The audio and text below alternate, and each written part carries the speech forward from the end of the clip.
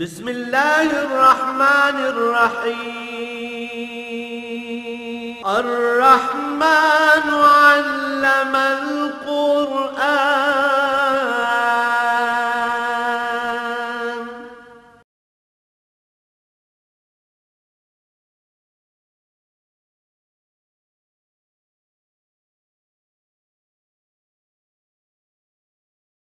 الحمد لله رب العالمين والصلاة والسلام على حبيبه محمد وآله وصحبه أجمعين.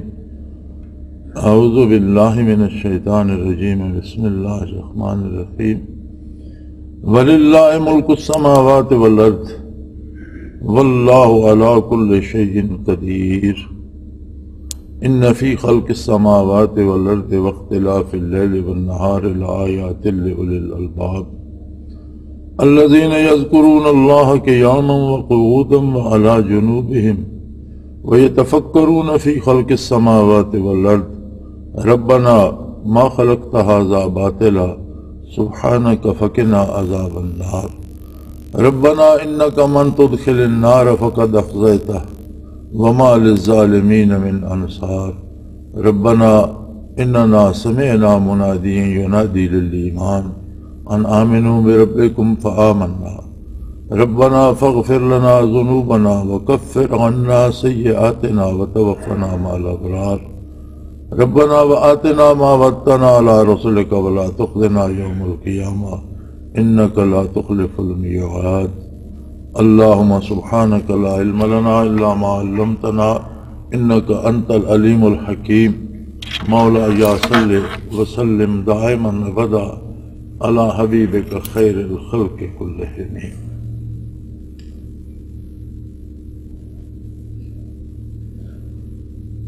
اللہ ہی کے لیے ہے حکومت آسمانوں کی اور زمینوں کی، اور اللہ ہر چیز پہ قادر ہے. اس سے پہلی آیت میں ارشاد فرمایا کہ فساد کی بنیاد یہ بنتی ہے کہ لوگ چاہتے یہ ہیں وَيُحِبُّونَ أَن يُحْمَدُوا بِمَا لَمْ يَفْعَلُوا، کہ جو کچھ وہ کر نہیں پاتے ان کی وہ تعریف کی جائے. یعنی عملاً وہ کچھ وہ نہیں ہوتے لیکن وہ چاہتے ہیں کہ ان کی ایسی تعریف کی جائے. ہر آدمی اپنی حیثیت سے بڑا بننا چاہتا ہے اور یہاں سے برائی اور فساد شروع ہوتا ہے. اور یہ ضروری نہیں کہ یہ بڑے لوگوں میں ہو، یہ بیماری عام آدمی میں بھی ہوتی ہے. ہم دیکھتے ہیں کہ ایک غریب آدمی کوئی شادی بیاہ آ جاتا ہے، وہ اپنی حیثیت سے بڑھ کر خرچ کرتا ہے، پھر اس کے لیے وہ قرض لیتا ہے، قرض نہیں چکا پاتا، پھر بات چوری ڈاکے تک چلی جاتی ہے یا گھر کی نیلامی تک چلی جاتی ہے. تو لوگوں میں ایک مرض ہوتا ہے کہ ہر کوئی اپنی حیثیت سے بڑا بن کے دکھانا چاہتا ہے. یہی بیماری جب بڑے لوگوں میں جاتی ہے اور وہ ایسی تعریف چاہتے ہیں جس کے وہ مستحق نہیں ہوتے، تو عام آدمی کی خرابی اس کے گھر تک رہتی ہے اور بڑے لوگوں کی خرابیاں بڑی ہوتی ہیں، قوموں کے لیے مصیبتیں پیدا کرتی ہیں، ممالک کے لیے مصیبتیں پیدا کرتی ہیں. حالانکہ حق یہ ہے کہ آسمانوں کی اور زمینوں کی ساری حکومت صرف اللہ کے لیے ہے. انسان کو اللہ کریم نے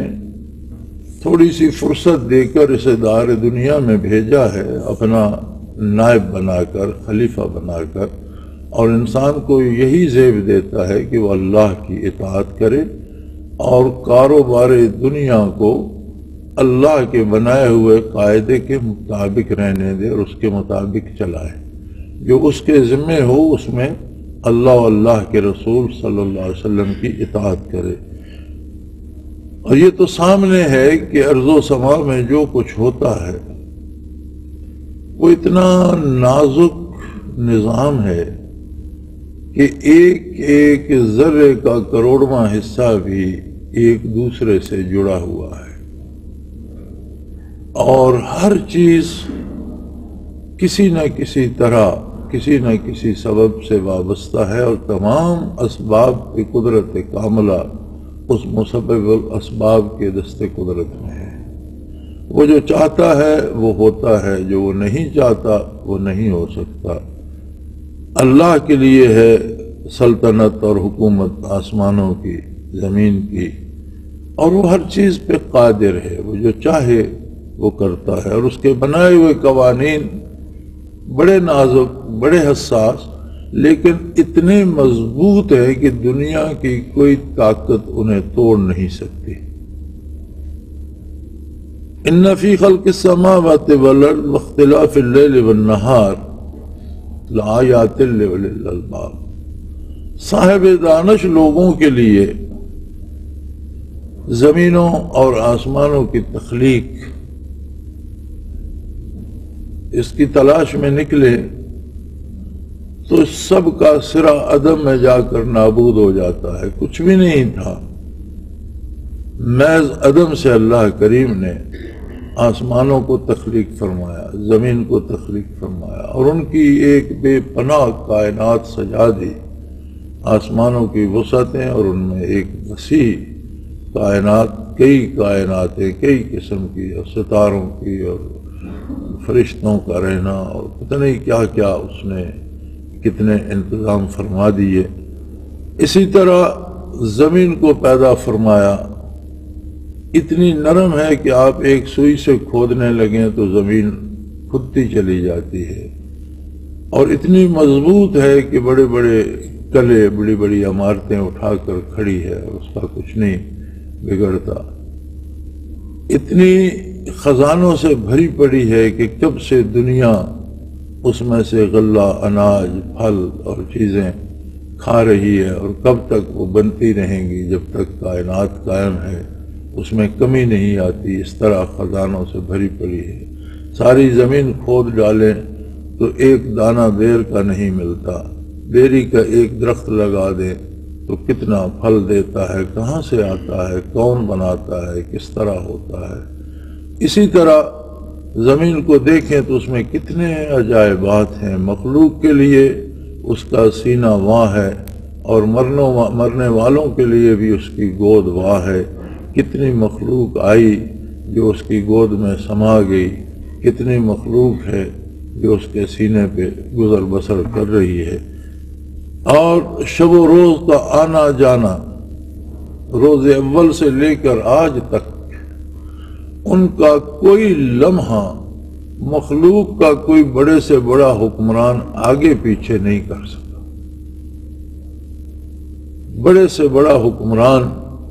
کبھی دن کا دورانیہ بڑھا گھٹا نہیں سکتا، رات کا دورانیہ کم و بیش نہیں کر سکتا، رات کی تاریکی کو دور نہیں کر سکتا، دن کی سورج کی روشنی اور تمازق کو کم نہیں کر سکتا، بڑھا نہیں سکتا۔ جو کچھ ہوتا ہے ایک عام آدمی کے لیے بھی واضح مثال ہے کہ محض قادر مطلق کی قدرت کاملہ کا بنایا ہوا جو نظام ہے وہ اسی طرح چل رہا ہے۔ کوئی بھی ہستی اللہ کے سوا ایسی نہیں جو اس میں کوئی تبدیلی لا سکے، اور یہ نشانیاں ہیں صاحب دانش لوگوں کے لیے، یعنی جتنے دلائل ہیں، دلیل کو سمجھنے کے لیے بھی دانش اور شعور کی ضرورت ہے۔ جو شخص دانش سے، عقل سے، شعور سے عاری ہوگا اسے دلائل سے بھی کچھ حاصل نہیں ہوتا۔ اور شعور و خرد کہاں ہے؟ کون ہے دانش مند؟ کون ہے اہل خرد جو ان دلائل سے سبق لیتے ہیں؟ سورج تو ساری مخلوق پہ طلوع ہوتا ہے، سورج کو غروب ساری مخلوق دیکھتی ہے، رات کا آنا سارے دیکھتے ہیں، رات سارے بسر کرتے ہیں، طلوع فجر سب پہ ہوتی ہے، لیکن کتنے وہ لوگ ہیں جو اس سے سبق حاصل کرتے ہیں کہ اس کے آنے جانے میں، اس کے چلانے میں، شب و روز کے فرق میں، ان کے اوقات میں، اور ان کے اوقات میں ہونے والی مخلوق کی تبدیلیوں میں کون قادر مطلق ہے جس کا حکم نافذ الامر ہے؟ فرمایا وہ لوگ الذین یذکرون اللہ قیاما وقعودا وعلی جنوبہم، یہ دانش و شعور ان لوگوں کو نصیب ہوتا ہے جو ہمہ وقت اللہ کی یاد میں مستغرق رہنے والے لوگ، ان کا کوئی حال اللہ کی یاد سے خالی نہیں ہوتا، ان کا کوئی لمحہ ذکر الہی سے خالی نہیں جاتا۔ مخلوق انسان اور اللہ جل شانہ میں نسبت جو ہے وہ یہی ہے کہ اللہ کا ذاکر ہو، اللہ کا بندہ، اور ایک تعلق قائم رکھے۔ اس کے علاوہ انسان مخلوق ہے اور وہ خالق ہے، کوئی ہمسری، کوئی رشتہ، کوئی نسبت دوسری نہیں بنتی سوائے اس کے کہ ہمہ اوقات اس کا نام لب پر ہو، اس کی یاد دل میں جاگزیں ہو، اور زندگی کا کوئی حال اس کی یاد سے خالی نہ ہو۔ انسان تین حالتوں میں ہوتا ہے، قیامم و قعودم و علی جنوبہم، کھڑا ہوتا ہے، چل پھر رہا ہوتا ہے، کام کاج کر رہا ہوتا ہے، یا بیٹھا ہوتا ہے، بیٹھ کر کام کر رہا ہوتا ہے، یا بیٹھ کر سستا رہا ہوتا ہے، یا آرام کرنے کے لیے لیٹ جاتا ہے، یا رات آتی ہے سو جاتا ہے۔ تو فرمایا جن بندوں کو اللہ نے دانش مند بنایا ہے، جنہیں خرد سے وسع وافر عطا فرمایا ہے، جن کا شعور زندہ ہے، جب شعور کی بات چلی تو یہ دیکھنا چاہیے کہ ہم سمجھتے یہ ہیں کہ جو آدمی روزی پیدا کر لیتا ہے اور بچے پال لیتا ہے، گھر بنا لیتا ہے، اس نے گاڑی رکھی ہوئی ہے، اس کے پاس پیسے ہیں، وہ بڑا عقل مند ہے، یہ کوئی دانش مندی نہیں ہے۔ یہ اگر بچے پالنا اور رزق پیدا کرنا ہی دانش مندی ہے تو پھر یہ دانش تو سارے جانوروں میں ہے۔ چڑیا بھی بچے پالتی ہے، کوا بھی بچے پالتا ہے، جنگل کے جانور اور درندے بھی اپنے بچے پالتے ہیں، اپنے لیے ٹھکانہ بنا لیتے ہیں۔ دانش مندی یہ ہے کہ مخلوق کو دیکھ کر خالق کی عظمت کا اندازہ کرے اور خالق کے ساتھ اپنا رابطہ استوار کرے، جس کا واحد ذریعہ اس کی یاد ہے، اس کا ذکر ہے، اس کے نام کی تکرار ہے۔ وَاذْكُرِ اسْمَ رَبِّكَ وَتَبَتَّلْ إِلَيْهِ تَبْتِيلًا۔ اور یہ سورہ مزمل کی آیت ہے اور اس میں مخاطب ہے رسول اللہ صلی اللہ علیہ وآلہ وسلم کہ ہمہ وقت اپنے رب کا نام نامی دہراتے رہیے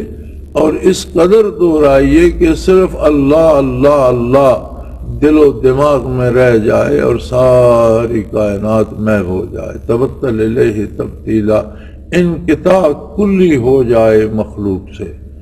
یہ سارا حکم اس بات کی دلیل ہے کہ سوائے ذکر قلبی خفی کے یہ کام مکمل نہیں ہوتا۔ اللہ کے اس حکم پہ عمل نہیں کیا جا سکتا جب تک انسان کا قلب ذاکر نہ ہو جائے۔ قلب ایک ایسی مشین ہے کہ جو شکم مادر سے دھڑکنا شروع کرتا ہے اور لبے گور تک دھڑکتا چلا جاتا ہے۔ زندگی کا کوئی لمحہ آدمی سو جائے یا جاگتا ہو، کام کر رہا ہو یا فارغ بیٹھا ہو، خلوت میں ہو یا جلوت میں ہو، بیمار ہو یا صحت مند ہو، ہوش میں ہو یا بے ہوش ہو جائے، قلب ہمیشہ دھڑکتا رہتا ہے، اپنا کام کرتا رہتا ہے، اور جب تک یاد الہی دل کی دھڑکنوں میں نہ بس جائے، یہ ذکر دوام جو ہے اس حکم پہ عمل نہیں ہوتا جس کا حکم قرآن کریم دے رہا ہے۔ اسی لیے اکابرین نے قاضی ثناء اللہ پانی پتی مرحوم کی تفسیر مظہری دیکھ لیں، وہ فرماتے ہیں یہ ذکر خفی قلبی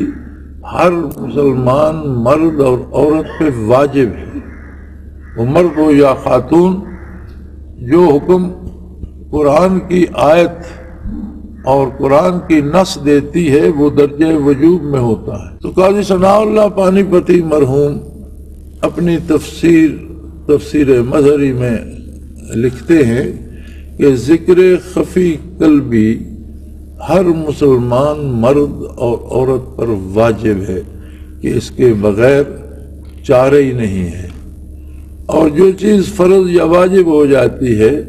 اس کی تلاش اور اس کے حصول کے ذرائع اختیار کرنا بھی واجب ہو جاتا ہے۔ پھر ایسے لوگوں سے ملنا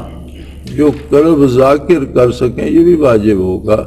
ایسے لوگوں، ایسی محافل، ایسی مجالس کو تلاش کرنا یہ بھی واجب ہوگا۔ اس لیے جیسے وضو فرض نہیں ہے، نماز فرض ہے، لیکن جب نماز کا وقت ہوتا ہے تو نماز کے لیے وضو بھی فرض ہو جاتا ہے۔ لباس کا پاک رکھنا کوئی ضروری نہیں ہے، فرض نہیں ہے کہ لباس پاک ہو،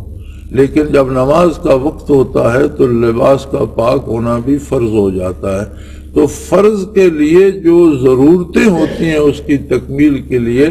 جب فرض کا وقت ہوتا ہے تو وہ چیزیں بھی فرض ہو جاتی ہیں۔ تو اگر ذکر دوام واجب ہے، فرض ہے، تو پھر اس کی تلاش و جستجو بھی واجب ہوگی، ایسے لوگوں سے ملنا بھی واجب ہوگا، اس کا حصول بھی واجب ہوگا۔ حاصل ہوگا تو ذکر کریں گے، اور اس میں انسان کی کسی حال کو خالی نہیں جانے دیا۔ اسی لیے کسی نے رسول اللہ صلی اللہ علیہ وسلم کے بارے پوچھا تو ارشاد فرمایا گیا کہ آپ ہر حال میں اللہ کا ذکر کیا کرتے تھے، علی کل حال، کسی بھی حالت میں ہو حضور اکرم صلی اللہ علیہ وآلہ وسلم ہمہ وقت اللہ کریم کا ذکر فرمایا کرتے تھے۔ بلکہ انبیاء علیہ السلام کا تو یہ عالم ہوتا ہے کہ جہاں قدم مبارک پڑتا ہے وہ ذرات بھی ذاکر ہو جاتے ہیں، جو لباس استعمال فرماتے ہیں، جو جوتا استعمال فرماتے ہیں، ہر شے ذاکر ہو جاتی ہے۔ بلکہ نگاہ مصطفیٰ صلی اللہ علیہ وسلم کا تو کمال یہ ہے کہ جہاں جہاں تک نگاہ آقا نامدار صلی اللہ تعالیٰ علیہ وسلم گئی وہاں وہاں تک فضائیں اب بھی ذاکر ہیں، معطر ہیں، روشن ہیں اور منور ہیں۔ تو فرمایا صاحب خرد وہ لوگ ہیں جو بیٹھے ہوں، کھڑے ہوں، بیٹھے ہوں یا لیٹے ہوں، زندگی کے کسی حال میں ہوں، صحت مند ہوں یا بیمار ہوں، مشقت کر رہے ہوں یا آرام کر رہے ہوں، مجلس میں ہوں یا اکیلے ہوں، ہر حال میں اللہ کا ذکر کرتے ہیں۔ اور ہر حال میں ذکر جو ہے آپ ذکر لسانی کریں۔ ذکر کی تین حالتیں ہیں۔ جو عمل ہم سنت کے مطابق کرتے ہیں وہ عملاً ذکر ہے، یاد الہی ہے، اس میں حضور کی یاد ہے کہ حضور کی سنت ہے، اور حضور کی یاد کے ساتھ اللہ کی یاد وابستہ ہے کہ حضور اللہ کے سچے آخری اور سب سے اعلیٰ رسول ہیں۔ وابستہ تیری یاد سے ہے یاد خدا بھی، آتا ہے جو تو یاد تو آتا ہے خدا یاد۔ حضور صلی اللہ تعالیٰ علیہ وسلم کی یاد پاک سے اللہ کی یاد وابستہ ہے، اس لیے کہ اللہ نے ساری عظمتیں عطا فرمائی ہیں اپنے نبی، اپنے رسول صلی اللہ علیہ وسلم کو۔ اور آپ کی برکات میں یہ ہے کہ ایک نگاہ جسے نصیب ہو گئی ایمان کے ساتھ، وہ عالم انسانیت میں جو اعلیٰ ترین مدارج ہیں وہاں پہنچ گیا، ایک نگاہ میں صحابی ہو گیا۔ صحابہ کے بارے قرآن کریم نے ارشاد فرمایا، الذین تلین ثم تلین جلودہم وقلوبہم الی ذکر اللہ، کہ ان میں کمال یہ تھا کہ ان کا ہر ذرہ بدن ذاکر تھا، نہ صرف دل ذاکر تھا بلکہ کھال سے لے کر نہاں خانہ دل تک ہر ذرہ بدن ذاکر تھا۔ تو آپ اندازہ کیجئے کہ جس فرد کا، جس انسان کے وجود کا ہر ذرہ ذاکر ہو، ہر لمحے وہ کتنی بار اللہ کا نام لیتا ہوگا۔ تو ذکر عملی یہ ہے کہ ہر عمل حضور کی سنت کے مطابق ہو جاؤ، یہ عملی ذکر ہے۔ لیکن عمل میں دوام نہیں ہوتا، عمل ہوتا بھی ہے، عمل منقطع بھی ہو جاتا ہے، بندہ کام کرتا ہے، کام سے فارغ بھی ہو جاتا ہے۔ پھر کوئی بات آپ تلاوت کرتے ہیں، تسبیح پڑھتے ہیں، دین کی بات کرتے ہیں، نیکی اور سچائی کی بات کرتے ہیں، حق بات کرتے ہیں، جھوٹ کی مخالفت کرتے ہیں، تو جتنی حق گوئی ہے، جتنی تلاوت ہے، جتنی تسبیحات ہیں، یہ ذکر لسانی ہے کہ زبان سے آپ نے ذکر کیا، لیکن ذکر لسانی کو بھی دوام نہیں۔ پہلی بات تو یہ ہے کہ ہماری زبان سے ساری باتیں حق نہیں نکلتی، ساری باتیں راست نہیں ہوتی۔ میرے خیال میں اگر ہم کبھی یہ تجربہ کریں، جیسا کسی بزرگ سے کسی نے عرض کی تھی کہ حضرت میری اصلاح کے لیے مجھے کوئی بات ارشاد فرما دیں، تو انہوں نے فرمایا کہ ایسا کرو کہ ایک دن جب صبح بیدار ہوتے ہو تو ایک کاپی پینسل پاس رکھو، جو بات زبان سے نکلے وہ لکھ بھی لیا کرو، اور شام کو بیٹھ کر دیکھنا کہ تم نے کتنی باتیں صحیح کی ہیں اور ان میں کتنی غلط اور نامناسب ہیں، تو تمہیں اندازہ ہو جائے گا کہ دن بھر تم نے صرف زبان کا استعمال کہاں کہاں کیا۔ اور اگر تم چاہو اس کی اصلاح کرنا چاہو تو غلط باتیں، جھوٹ، خرافات یا فضول اور زائدہ ضرورت باتیں چھوڑتے جاؤ، تو صرف زبان کی اصلاح کرنے سے سارے کردار کی اصلاح ہوتی چلی جائے گی۔ تو اگر ہم یہ تجربہ کر کے کبھی دیکھیں تو ہمیں اندازہ ہو جائے گا کہ اللہ کی دی ہوئی اس نعمت کو، زبان کو، ہم کتنا دن بھر میں غلط استعمال کرتے ہیں، اور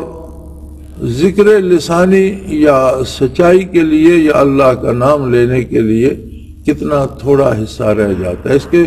باوجود زبان ہمیشہ کام نہیں کرتی، آدمی سو جاتا ہے، بے ہوش ہو جاتا ہے، تو زبان تو بند ہو جائے گی۔ یہاں کسی بھی حال میں ذکر چھوڑنے کی کوئی گنجائش نہیں ہے کہ ہر حال میں ذکر کرتا ہوں۔ اس کا مطلب یہ ہے کہ آدمی کے پاس دل کی دھڑکن رہ جاتی ہے جو جب تک حیات ہے تب تک قائم ہے، اور جنہیں زندگی بھر ذکر قلبی اور ذکر دوام نصیب ہو جاتا ہے، پھر ان کے وجود کے ذرات بھی ذاکر ہو جاتے ہیں، اور اگر موت بھی آ جائے، سانس منقطع ہو سکتا ہے، دل کی دھڑکن رک سکتی ہے، ذکر منقطع نہیں ہوتا کہ وجود کا ہر ذرہ ذاکر ہوتا ہے۔ ان کی قبریں بھی ذاکر ہوتی ہیں اور ان کے وجود کے ذرات بھی اللہ کی یاد سے روشن رہتے ہیں۔ سو فرمایا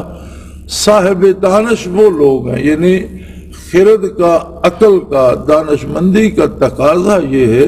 کہ یہ دنیا ایک بھرا پورا بازار ہے، اس بازار میں بے شمار نعمتیں ہیں اور اسے اللہ نے بنایا ہے، اس لیے اس کی چیزیں بہت خوبصورت ہیں، بڑی جاذب نظر ہے، اپنی طرف مائل کرنے والی ہیں، بڑی ان میں لذت ہے، شیرینی ہے،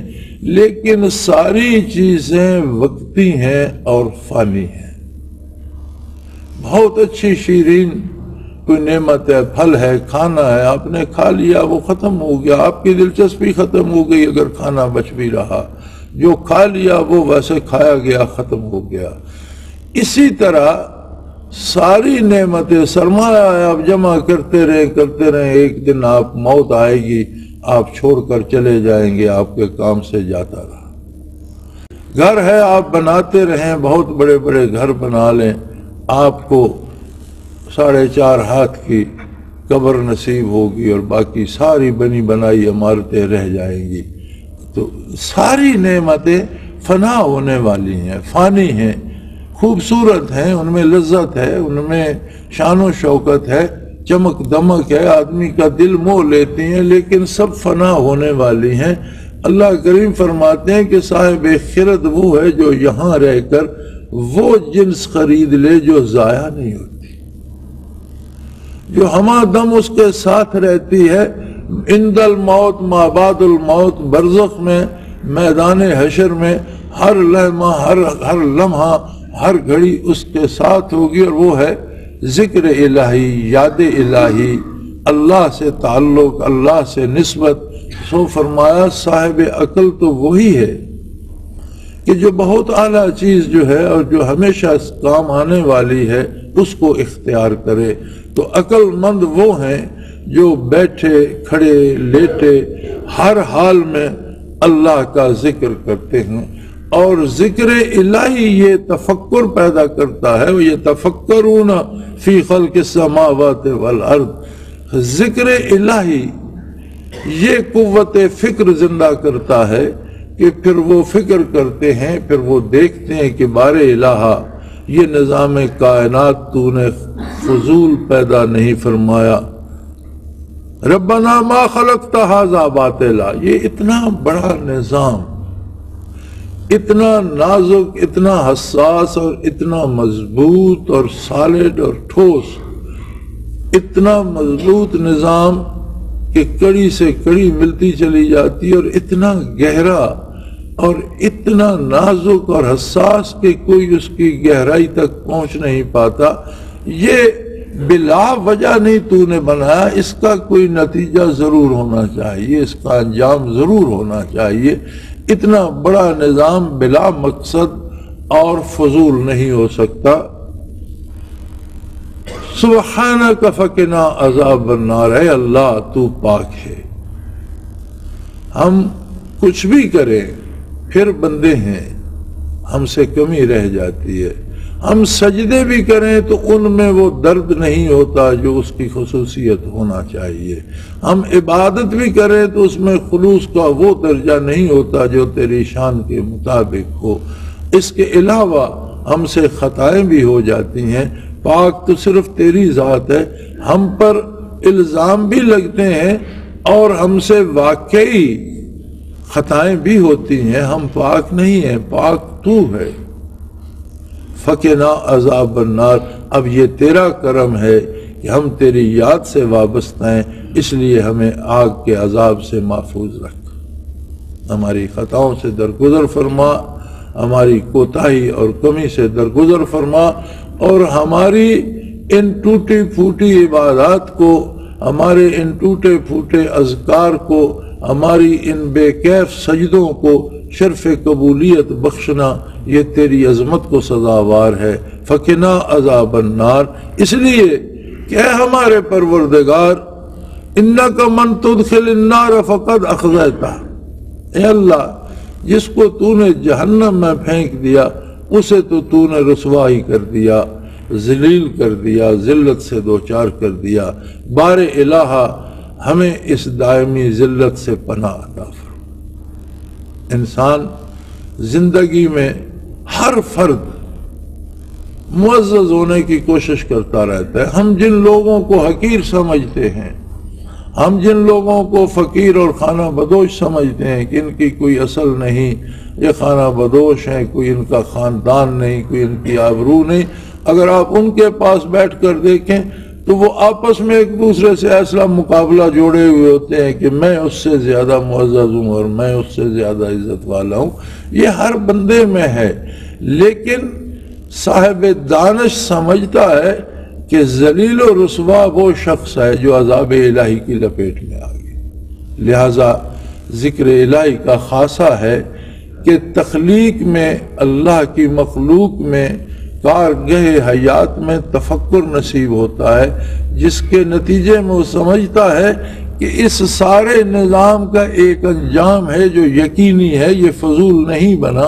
اس کا ایک مقصد ہے، اسے اپنے انجام کو پہنچنا ہے، اور جب یہ انجام کو پہنچے گا تو کچھ لوگ اللہ کی رحمت سے سرفراز ہوں گے، کچھ بد نصیب جو فانی دولت اکٹھی کرتے رہے، حلال حرام کی تمیز نہیں کی، عظمت الہی سے آشنا نہیں ہوئے، عظمت رسالت کو جاننے کی تکلیف نہیں کی اور زندگی کو ضائع کر کے چلے گئے، تو انجام دوزخ کا داخلہ ہوگا، جس سے اللہ محفوظ رکھے۔ اور فرمایا پھر یہ سمجھ آ جاتی ہے کہ اللہ معزز وہ ہے جسے تو نے عذاب سے بچا لیا، اس کی عزت بچ گئی، اور جسے تو نے جہنم میں پھینک دیا وہ تو رسوا ہو گیا۔ وما للظالمین من انصار، اور غلط کاروں کی مدد کرنے والا بھی کوئی نہیں ہوگا۔ جن لوگوں نے شعوری طور پر بتقاضائے بشریت غلطی ہو جانا ایک الگ بات ہے، غلطی ہو جاتی ہے، بندہ اس کا اقرار کرتا ہے، اللہ سے مغفرت چاہتا ہے، اللہ بڑا غفور الرحیم ہے، اللہ کے نبی سے بخشش کی دعا کرنا چاہتا ہے، اللہ کے رسول دعا فرماتے ہیں گناہ گاروں کی، خطا کاروں کی بخشش کے لیے، اور اللہ کریم بخش دیتے ہیں، رحم فرماتے ہیں۔ لیکن جو لوگ اللہ کو بھول چکے ہوتے ہیں، عظمت الہی سے بیگانہ ہو چکے ہوتے ہیں اور محض دنیاوی حسن میں کھو چکے ہوتے ہیں، وہ زندگی ضائع کر جاتے ہیں۔ اور زندگی ایسا سرمایہ ہے کہ جسے ضائع کرنا دانش مندی نہیں کہلا سکتا، بے وقوف وہی لوگ ہیں۔ یہ ہر سانس اس طرح سے ہے کہ جس طرح کسی کو کروڑوں روپے دے دیے جائیں اور وہ بیٹھا انہیں خرچ کر رہا، اور وہ خرچ اس کے کسی کام نہ آ رہا ہو، ضائع کر رہا ہو، لٹا رہا ہو، تو ایک ایک سانس جو ہم لے رہے ہیں یہ ہم سرمایہ حیات کو خرچ کر رہے ہیں۔ تو دانش یہ ہے کہ بندہ یہ خیال کرے کہ میں نے جو سانس لیا اس کے بدلے مجھے ملا کیا، یہ کہاں خرچ ہوا۔ میرے منیر پیر میر علی شاہ رحمۃ اللہ تعالی علیہ کی سوانح حیات ہے، تو اس میں لکھتے ہیں کہ کسی نے ذبیحہ کا مسئلہ پوچھا، آ کر محفل میں بیٹھے تھے کہ جانور کے ذبح کے بارے، تو اسے انہوں نے مسئلہ بتایا، اور بغیر اللہ کا نام لیے اگر کسی جانور کا دم نکل جاتا ہے تو حرام ہو جاتا ہے، وہی جانور جو حلال تھا اگر وہ اللہ کے نام کے بغیر مر جاتا ہے تو حرام ہو جاتا ہے۔ تو وہ تو شخص اپنا مسئلہ پوچھ کر فارغ ہو گیا، تو حضرت فرمانے لگے کہ اگر جانور کا دم نکل جائے جو طبعاً یا تخلیقی طور پر حلال ہے، لیکن اگر اس کا دم اللہ کے نام کے بغیر نکل جائے تو سارا جانور حرام ہو جاتا ہے۔ تو انسان کا جو سانس ہر دمہ خارج ہوتا ہے، اگر وہ اللہ کے نام کے بغیر خارج ہو تو وہ کیسے حلال ہو؟ اسی لیے صوفیاء کہتے ہیں جو دم غافل وہ دم کافر، یعنی جو سانس اللہ کے نام کے بغیر نکلے وہ ناشکری میں گیا۔ تو فرمایا دانش مند وہ لوگ ہیں جو کھڑے بیٹھے لیٹے ہر حال میں اللہ کا ذکر کرتے ہیں، اور ذکر کا حاصل ہوتا ہے تفکر، انسان کی وہ حس بیدار ہو جاتی ہے جس میں وہ یہ سوچتا ہے کہ اتنا وسیع نظام آسمانوں اور زمینوں کا اور اس میں اتنی مخلوق، یہ ساری بے نتیجہ نہیں ہے۔ ما خلقت ھذا باطلا، اللہ تو نے یہ بے مقصد پیدا نہیں فرمائی، سبحانک، پاک تو تیری ذات ہے، ہزار محنت کے باوجود ہم سے کمی رہ جاتی ہے، پاک صرف تو ہے، لہذا ہماری یہ کمی دور فرما اور ہمیں دوزخ کے عذاب سے بچا، اس لیے کہ اے اللہ جسے تو نے دوزخ میں پھینک دیا اسے تو رسوا کر دیا، اس کی ذلت میں کوئی کسر باقی نہ رہی، اور پھر جن کو دوزخ جانے کا فیصلہ تو صادر فرماتا ہے یا جو تیری نافرمانی کرتے ہیں، ظالم ہیں، ظلم ہوتا ہے غلط کام کرنا، تو غلط کاروں کا کوئی مددگار اس غلط کاری میں کوئی مدد نہیں کر سکتا۔ اللہ کریم ہماری خطاؤں سے درگزر فرمائے، نیکی کی توفیق دے اور ذکر دوام نصیب فرمائے۔ وآخر دعوانا ان الحمدللہ رب العالمین۔ اللہ اللہ اللہ اللہ اللہ اللہ اللہ اللہ۔